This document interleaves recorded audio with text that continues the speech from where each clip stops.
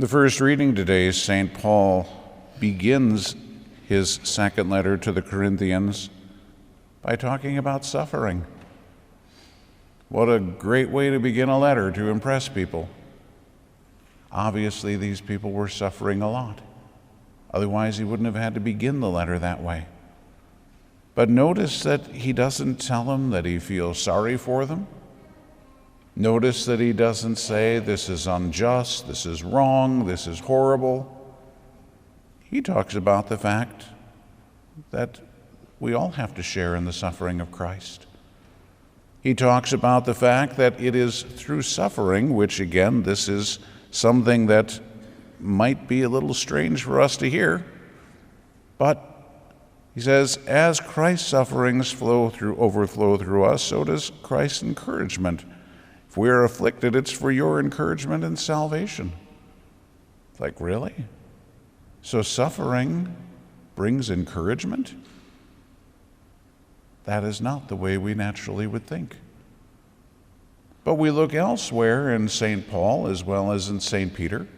We hear things about the fact that suffering brings endurance, and endurance brings patience, and so on. And so what we see is that the encouragement that's brought about is ultimately growth in virtue. And that's exactly what every last one of us needs.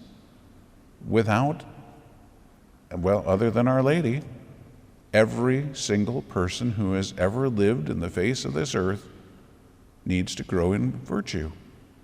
So you and I aren't any different. Now, if we're going to grow in virtue, many of our virtues, most of our virtues, are only going to grow when we're suffering. There are a few that you don't need to suffer with in order to grow in a virtue, but most of them are going to grow only when you suffer. So, for instance, think about something like patience. How are you going to become patient unless you're put in situations where you have to practice it? And then when you start becoming pretty good at being patient, then what needs to happen? Well, you have to be put in a more difficult situation where you're going to be tested more severely. The same is true with regard to anger. The same is true in, charity, go right down the line. In this case, St. Paul is talking about encouragement, but he also talks about God not only as the God of encouragement, but the Father of compassion. Remember, the word compassion means to suffer with. The only people who can be compassionate are the people who have suffered. And so if God wants us to be compassionate, if he wants us to be able to encourage others, and we would encourage them simply because we see the good that comes from the suffering. It's not just simply encouraging them to be able to survive whatever it is they're suffering, but to know that God brings good out of evil, to know that virtue is going to follow. But again, only somebody who's been through it can understand that. That's why St. Paul tells us that his suffering is for our encouragement. Because we can look at it, we can read what St. Paul talks about, we can see what God did in his life.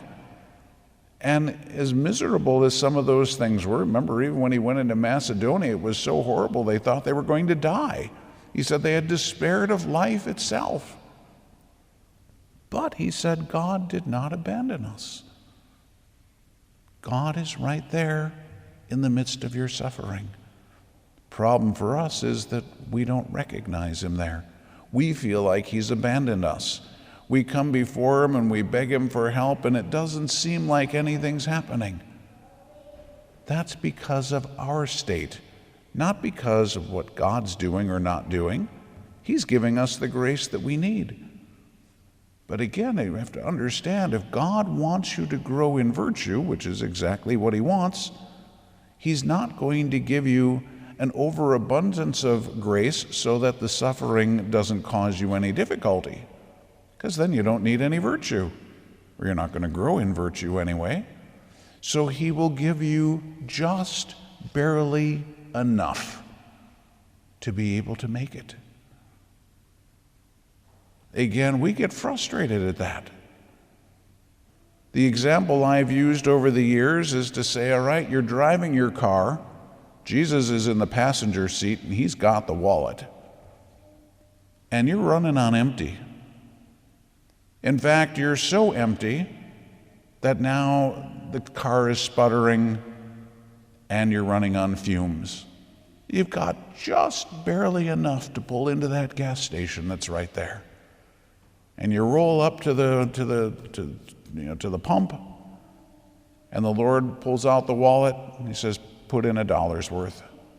It's like, no, we're empty. He said, right, put in $1 worth. It's like, no, but we can, I mean, gas is $3.50 a gallon. I mean, we're not going to go very far on $1. He said, here's the $1, put in $1 worth. You put in the $1 worth, you don't go very far, pretty soon you're sputtering again. But it was just barely enough to get to the next gas station, where he gives you another $1 or $2, depending on what you need to get to the next one. Finally, after that happens a while, he gives you $10, and you think, whoa, we're doing all right. We got a quarter of a tank here. That's because there's not a gas station for a long time, because you're going out into the desert. And so he gave you just enough to get to the next gas station. He wants you to trust. And he wants you to recognize that he will indeed provide what you need, not necessarily what you want. He doesn't make it easy because he wants you to grow in holiness and in virtue. It's the way it works. And when you see how that works, guess what you're able to do? Encourage other people in their suffering, because you've seen how he works in yours. And you're able to be compassionate with those people because you've suffered through it, and now you can walk through it with them, which you wouldn't have been able to do if you hadn't been through it yourself.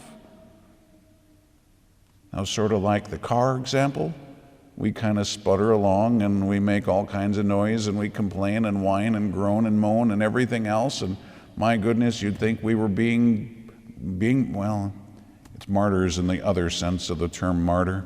We think we're martyrs because, oh, look at me, nobody's ever suffered as much as me, and isn't this horrible, and blah, blah, blah. All the stupidity that comes out.